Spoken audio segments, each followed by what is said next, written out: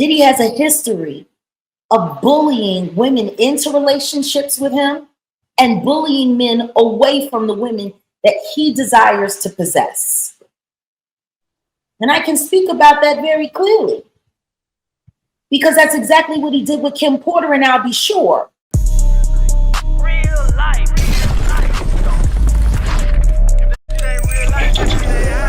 It ain't real life. Just a real life street Starz. You know what time it is. You know, for Cassie to take the stand, and mind you, there's no cameras in court.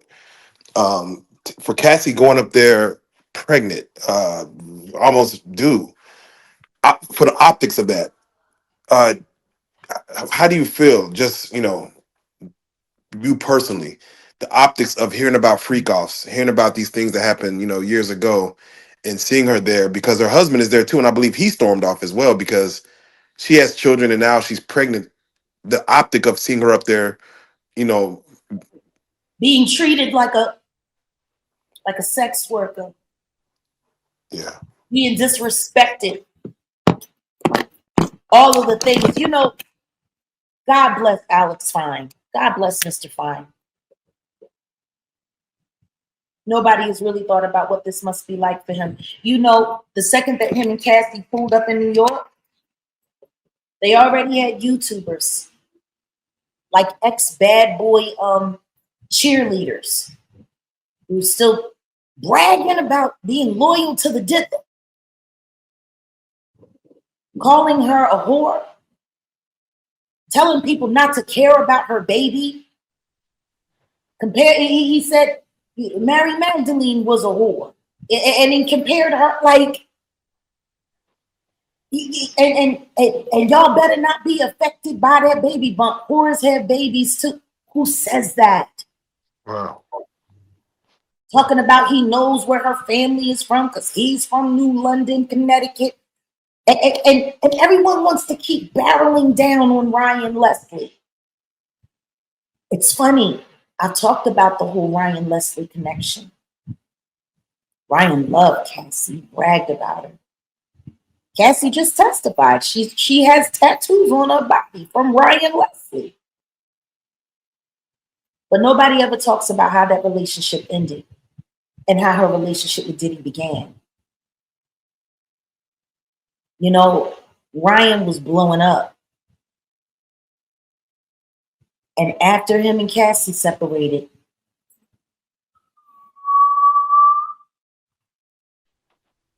gone. I wonder why.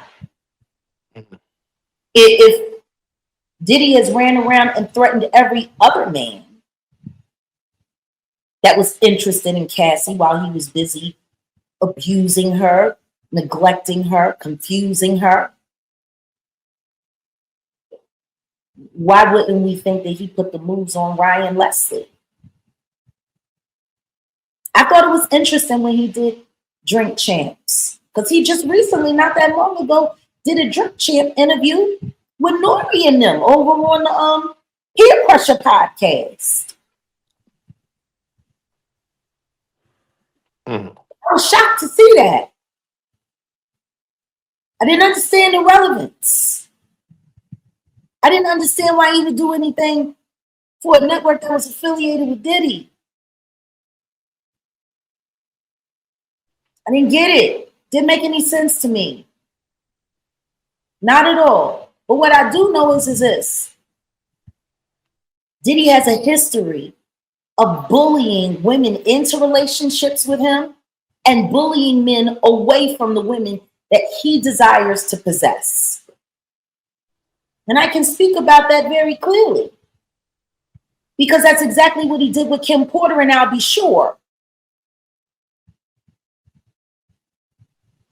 We've heard what was said. They were married. Quincy was on the way. He wrote Forever My Lady in honor of Kim and Quincy. They were happy. Diddy came into the studio and said, man, I wish I could get a beautiful girl like that. This is while he was still with Misa. And Justin was already born. And Diddy said, but you have a beautiful woman and a beautiful family. Apparently, Diddy wanted his. And you see how that turned out. Did you get a chance to watch Albie Shore's Good Morning America? I think it was Good Morning America, where he did an interview I speaking watched more some in of depth. it. I couldn't watch. I'm trying my hardest not to watch anything other than what I'm focusing on. But I saw what I could. And I'm happy that he's getting a chance to speak. Happy.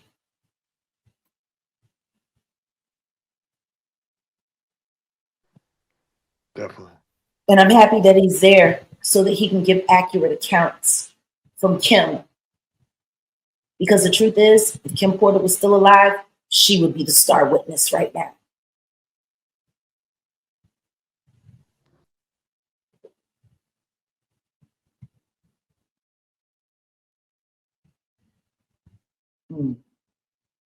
It's triggering.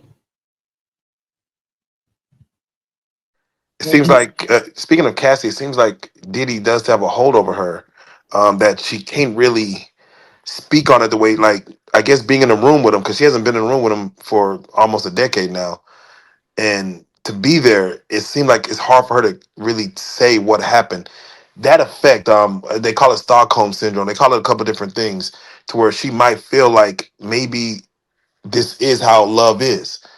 Can you speak to that with young girls in the industry that comes into, she, men of power? she was 19 when the introduction happened. He was fully entrenched in her life by her 21st birthday. She was plied with jobs, trips, fun. She was modeling. She wanted to be an artist. She got into acting. Let's be clear, all young women coming into the business are groomed to be susceptible to favor from the boss. Nobody tells you how it's going to go. Nobody tells you what their real aim is. All you know is that you made it, right? And then you see what the cost of making it is every day after that. There is no way in the world Cassie could have been prepared for what was coming at her. And guess what? If everyone else around her was going along with it, why wouldn't it be fair to assume that she figured, well, this is just what I have to do? You know? Yeah, she made a statement saying that, why they asked her, why did you not participate in freak offs? And she made a statement saying that if it wasn't going to be me that day, he'll just find someone else. Yeah. Therefore, yeah, can you speak on that mentality? Like, if it's not me, it's going to be someone. So I guess I'm the chosen one for this. It sounds like somebody who had already just accepted that this is what it was going to be, and better me than somebody else. I get that. Wow. Most people don't. They don't want to get it. Do you want to know one of the things that I discovered while talking with people in the streets of New York? Because the truth is, the vibe around the courthouse, you walk 2 blocks, it's completely different. The rest of New York, they don't even care. Matter of fact, they can't wait for it to be over. Wow. And it showed me how hard New York has become. Because the truth is, every time one of the bad guys is on the hook in New York, 9 times out of 10, they getting off. Like, these people are totally desensitized. I've heard so many people say, man, it's a lot of evidence, but you know they're going to probably just let them off. People really believe that. And guess what? For decades, they've had reason to believe it. The diddler has been diddling and doing all kinds of crazy stuff for decades. Yeah, they They just gave him gave a key to the him the city. city. They gave him a key to the city. Well, you see the mayor that did that, and you see where he's at right now. Ain't nobody talking about him either. Should we put him on a milk cart? They're trying to pack everything away really neat. But at the end of the day, anyone who could look at that young woman, and she's still a young woman, even though Cassie's a full-grown woman now, mother of 3, she's still that little hurt girl. That's what people see.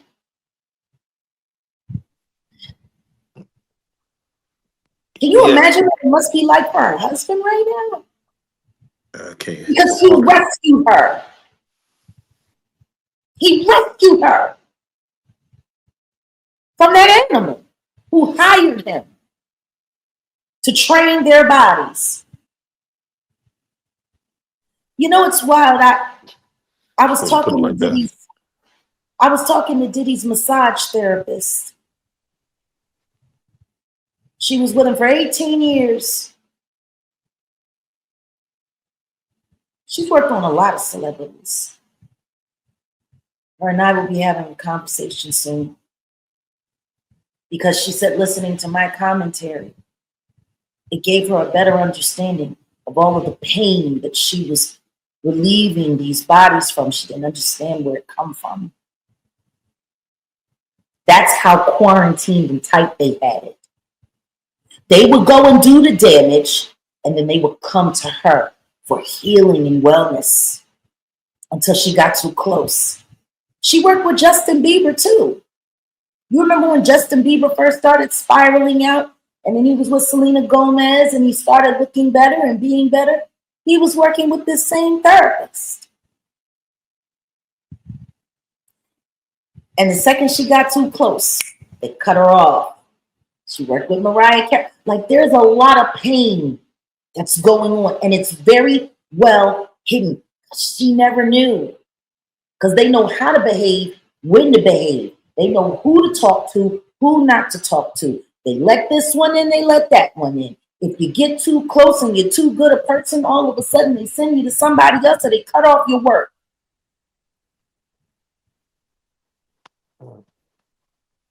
This is a well-guarded, demonic life. You know, Cassie spoke on one time in LA. Of course, they were at the Intercontinental, and Diddy heard that Suge Knight was somewhere. Uh, Left the freak off to mask up, get him in all black, grab the guns, going to look for Suge Knight. Mhm. When you speak on bullying, you know, you hear stories like that, and you're like, you know, these are stories that people will talk about, but you know, to hear it firsthand and saying this is what's happening, where you'll leave a freak off to go look for your enemy, or it goes back to the Tupac Biggie scenario, which goes back to Keefe D. So they're kind of, I think they're dropping little things that could open up things later. I'm hoping for sooner. I'm really hoping for sooner.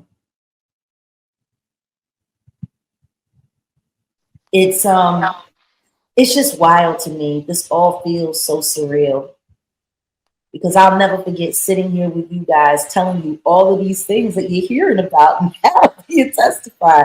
And people say, oh, she's making it up. That never happened. She's crazy. I don't know. What is it like for you guys to hear all of this testimony after everything that we've shared together in these past 5 years? It feels crazy. Without question. Wow. Question is, why does everybody still want me to be a liar? Because it seems like from my contemporary era, I was probably one of the only artists that was brave enough to tell the truth.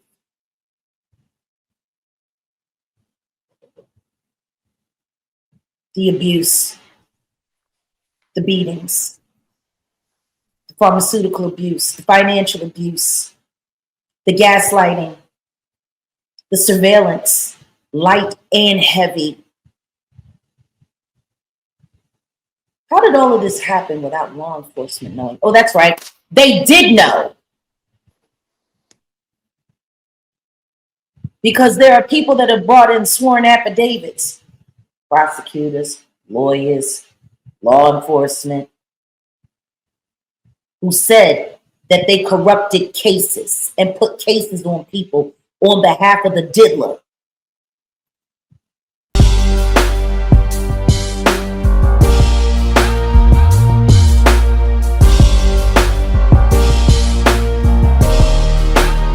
Shout out Reallyfe Street Starz, nigga.